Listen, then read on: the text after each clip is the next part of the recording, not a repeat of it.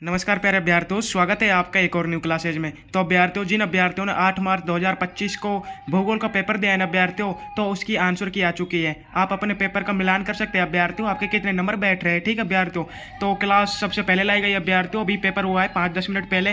तो आपके लिए पहले प्रश्न आपसे पूछा है अभ्यर्थियों, और हमारी क्लासों से अभ्यर्थियों आपको अभी अंदाजा लगा लेना है। ठीक है, कितने प्रश्न आए मैं आपको साथ साथ बताने वाला हूँ अभ्यर्थियों। 3 क्लास छोड़ी थी ओनली, ठीक है ना। जो ये प्रश्न आ रहा है ना आपका, इसमें रेड जेल होने वाला है अभ्यर्थियों। क्या होने वाला है? रेड जेल होने वाला है। ठीक है अभ्यर्थियों, ये हमारी क्लास से लिया गया अभ्यर्थियों। ठीक है, 1/2 नंबर पकने वाले हैं आपको, हमारी क्लास से लिया गया अभ्यर्थियों। जो हमारे विद्यार्थी हैं ना, देखना उनको। ठीक है अभ्यर्थियों, जो निम्नलिखित में से एशिया का सर्वाधिक आबादी वाला जिला है अभ्यर्थियों, देश है, वो कौन सा है? तो अभ्यर्थियों ये भी हमारी क्लास से लिया गया है। ठीक है, चाइना होने वाला है। क्या होने वाला है अभ्यर्थियों? चाइना होने वाला है अभ्यर्थियों। देखो, हमारी क्लास से पहले ही 2 नंबर मिल रहे हैं। ठीक है, तो भारत के उत्तर पूर्वी राज्यों में स्थानांतरित कृषि को क्या कहते हैं अभ्यर्थियों? राइट आंसर होने वाला है आपका झूमिंग होने वाला है अभ्यर्थियों। काफी उससे बताया गया है, मैंने बताया था अभ्यर्थियों, आपके उत्तर पूर्वी राज्यों में झूमिंग कहते हैं। अमेरिका में कहते हैं मिल्पा, लादांग कहते हैं अभ्यर्थियों, इंडोनेशिया, मलेशिया में। ठीक है अभ्यर्थियों, क्लास को भी जाकर देख लो, मैं अभी लास्ट में आपको पूरा पूरा प्रूफ देने वाला हूँ। ठीक है, तो आप समझ सकते हो आपके अगले पेपर के लिए क्लास कितनी मोस्ट इंपोर्टेंट होने वाली है। ठीक है अभ्यर्थियों, तो आपका आधारभूत तो क्या है जल्दी अभ्यर्थियों? आधारभूत उपयोग है,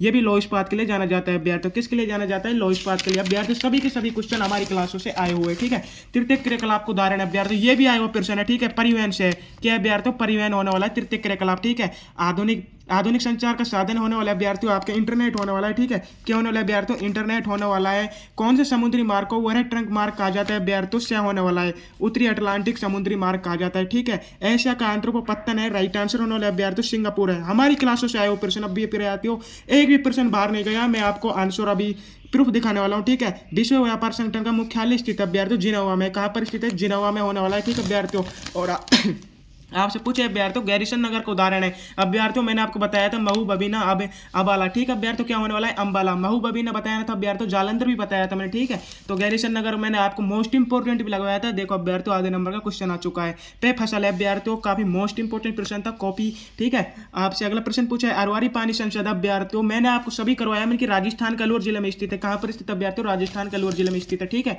भारत सरकार ने देश में प्रति व्यक्ति जल की उपलब्धता सुनिश्चित करने के लिए कौन सा अभियान चलाया? जल क्रांति चलाई थी अभ्यर्थियों। क्या चलाई थी? जल क्रांति। हमारी क्लासों से अभी तक अभ्यर्थियों एक भी क्वेश्चन बाहर नहीं गया। ठीक है, खनिज है, धात्विक खनिज अभ्यर्थियों तांबा होने वाला है। जो अभ्यर्थियों क्लास देख कर गए होंगे ना, सुबह भी देख गए होंगे अभ्यर्थियों, पूरे के पूरे नंबर आने वाला है। ठीक है, अगला प्रश्न आपसे पूछा अभ्यर्थियों, क्वेश्चन नंबर 15 पूछा था आपसे, बॉक्साइट किस धातु का है? इसका राइट आंसर था अभ्यर्थियों एल्यूमिनियम का। अभ्यर्थियों ये भी बताया था मैंने, जो एल्यूमिनियम है ये बॉक्साइट का धातु है। ठीक है अभ्यर्थियों, आपसे अगला प्रश्न पूछे अभ्यर्थियों, इंदिरा गांधी नहर की संकल्पना किसने दी थी अभ्यर्थियों? कंवर सेन ने। ठीक है, 1948 में, और इसका निर्माण किया गया था अभ्यर्थियों 31 मार्च 1958 को। ठीक है अभ्यर्थियों, सारे के सारे क्वेश्चन क्लास से आए हुए हैं।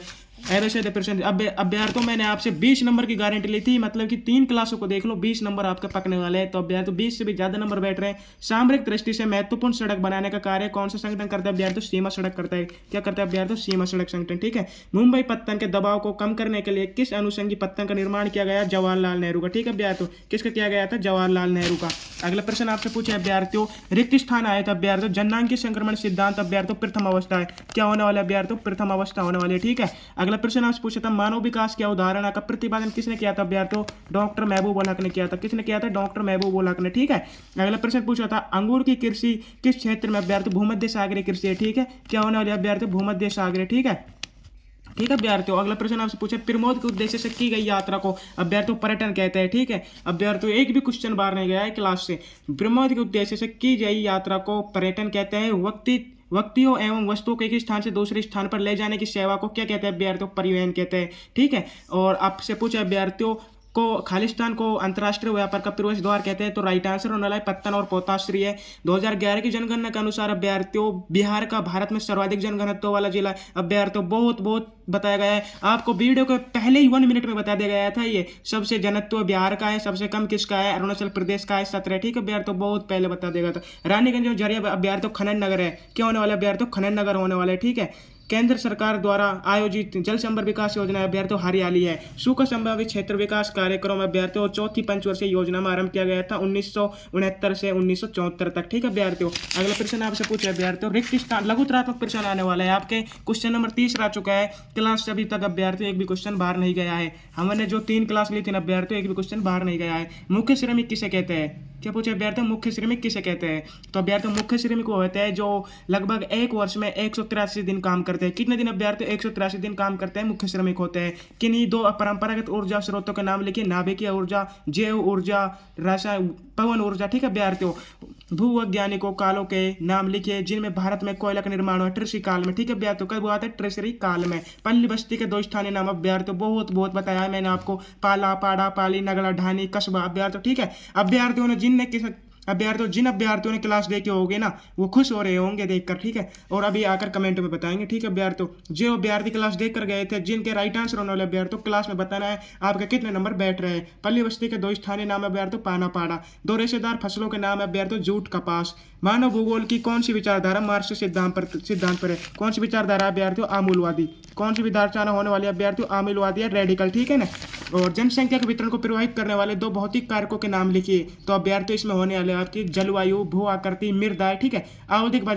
हाँ तो अभ्यर्थियों आवधिक बाजार किसे कहते हैं? काफी सरल क्वेश्चन अभ्यर्थियों। आवधिक बाजार उन्हें कहते हैं जो ग्रामीण जनसंख्या के लिए अभ्यर्थियों कुछ दिनों के लिए उनकी जरूरतों को पूरा करने के लिए ग्रामीण बाजार लगाए जाते हैं, या उन ग्रामीण जो अभ्यर्थी जनसंख्या निवास करते हैं वहाँ पर उनकी जरूरतों को पूरा करने के लिए आवधिक बाजार लगाए जाते हैं, कुछ समय के लिए लगाए जाते हैं, जैसे 10 से 5 दिनों के। ठीक है अभ्यर्थियों, काफी सरल क्वेश्चन है। प्रथम बार कौन से वर्ष मानव विकास की रिपोर्ट प्रस्तुत की गई थी अभ्यर्थियों? 1990 में की गई थी, यूएनडीपी द्वारा। ठीक है अभ्यर्थियों, सामाजिक भूगोल के 3 उप क्षेत्रों के नाम लिखिए। राइट आंसर होने वाले अभ्यर्थियों आपका सामाजिक भूगोल के 3 उप क्षेत्र कौन कौन से अभ्यर्थियों आपके होने वाले हैं? जलवायु, मृदा। ठीक है अभ्यर्थियों, नए अभ्यर्थी इसमें आपके होने वाला है, क्या क्या होने वाला है? तो अभ्यर्थी इसमें होने वाले हैं आपके जैसे लिंग भूगोल, चिकित्सा भूगोल अभ्यर्थियों। ठीक है, लिंग भूगोल, चिकित्सा भूगोल, अवकाश का भूगोल। 3 बताए, 3 आ गए। ठीक है अभ्यर्थियों, मानव विकास के किन्हीं 3 उपागम अभ्यर्थियों, बहुत बहुत बताया, आय उपागम, कल्याण उपागम, न्यूनतम आवश्यकता उपागम अभ्यर्थियों, जैसे आयोग ने प्रस्तावित किया था। ठीक है, क्षमता उपागम। और अभ्यर्थी 2011 की जनगणना के अनुसार भारत की श्रमजीवी कार्यशील जनसंख्या को कितने वर्गों में बांटा गया? 4 भागों में बांटा गया अभ्यर्थियों। ठीक है, किस किस में बांटा गया अभ्यर्थियों? आपको बताया कृषक, कृषि मजदूर, अन्य श्रमिक। ठीक है अभ्यर्थियों, 2 लिखने थे आपको। पहाड़ी क्षेत्र के विकास के लिए 2 सुझाव दीजिए अभ्यर्थियों। पहाड़ी क्षेत्रों में जो बाहरी विदेशी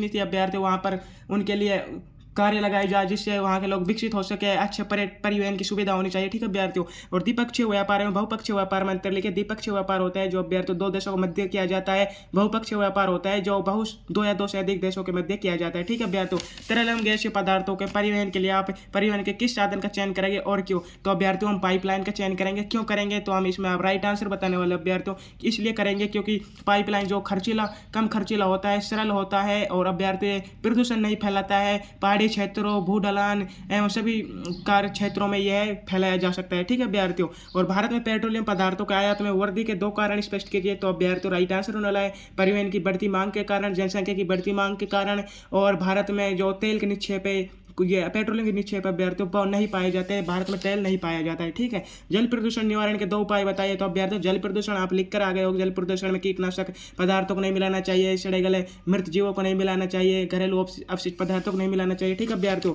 विद्युत, वाणिज्य, अनाज, कृषि के 3 विशेषताओं को उल्लेख कीजिए। यह जलवायु पशुचारण के 3 क्षेत्रों को स्पष्ट कीजिए। तो अभ्यर्थियों विस्तृत वाणिज्य अनाज कृषि में मुख्य फसल गेहूं है, और इसमें आपको लिख कर आना था कि ये इसमें खेतों का आकार बहुत बड़ा होता है, अभ्यर्थियों। ठीक है, सभी कार्य शुरू से लेकर लास्ट तक यंत्रीकरण द्वारा होता है, मानव श्रमिक बहुत कम लगता है। इसके क्षेत्र अभ्यर्थियों जैसे आपके यूरेशिया में स्टेपीज, उत्तरी अमेरिका में आपके प्रेरीज, और अभ्यर्थियों अर्जेंटीना में पंपाज, और अफ्रीका में आपके वेल्डस, ऑस्ट्रेलिया में डाउन्स, न्यूजीलैंड में कैंटरबरी। ठीक है अभ्यर्थियों, चलवासी पशुचारणों के 3 क्षेत्रों का नाम लिखिए। तो अभ्यर्थियों चलुसक परिचारण में आपका 3 क्षेत्र होने वाले। ठीक है अभ्यर्थियों, कौन कौन से होने वाले अभ्यर्थियों? दूसरा होने वाला है आपका एक यूरोप एवं एशिया का टुंड्रा प्रदेश, एक दक्षिण पश्चिमी अफ्रीका के मंगोलिया मेडागास्कर द्वीप, और पहले होने वाले अभ्यर्थियों अफ्रीका के उष्ण कटिबंधीय क्षेत्रों से अरब प्रायद्वीपों से होकर चीन एवं मंगोलिया के क्षेत्र। ठीक है अभ्यर्थियों, अगला प्रश्न आपसे पूछे अभ्यर्थियों, अगला प्रश्न आपसे क्या पूछा था अभ्यर्थियों? अगला प्रश्न आने वाला है आपका पनामा व सुएज नहर का कुल सिस्टम भी बताइए अभ्यर्थियों। जो सुएज नहर है आपके 1869 में इसका निर्माण किया गया था इसका। तो अभ्यर्थियों ये और अभ्यर्थियों इसमें 100 जलयान डेली के जाते हैं, 10 से 11 घंटे का समय लगता है, और ये 6-7 मीटर अभ्यर्थियों ये गहरी होती है, और इसके सहारे एक रेल मार्ग भी निकलता है। ठीक है अभ्यर्थियों, ये लिखने हैं आपको। ठीक है, और ये पोर्ट से इससे पोर्ट सुएज को जोड़ती है। पनामा नहर में अभ्यर्थियों ये 6 जलबंधक तंत्र होते हैं, और पनामा नहर अभ्यर्थियों अमेरिका की अर्थव्यवस्था में इसने बड़ा सहयोग किया है। अमेरिका ने इसे कोलोन एवं पनामा के बीच 8 किलोमीटर क्षेत्र को खरीद कर जलमंडल द्वारा बनाया गया था। ठीक है अभ्यर्थियों, ये लिखना है लगभग 72 किलोमीटर लंबी है अभ्यर्थी, ठीक है। ऐसे लिखना है आपको। झाबुआ जिले में निम्नीकरण के रोकने के लिए 3 उपाय अभ्यर्थी आपने कर दिए होंगे। वायु प्रदूषण आपने कर दिया होगा अभ्यर्थियों, काफी सरल क्वेश्चन है।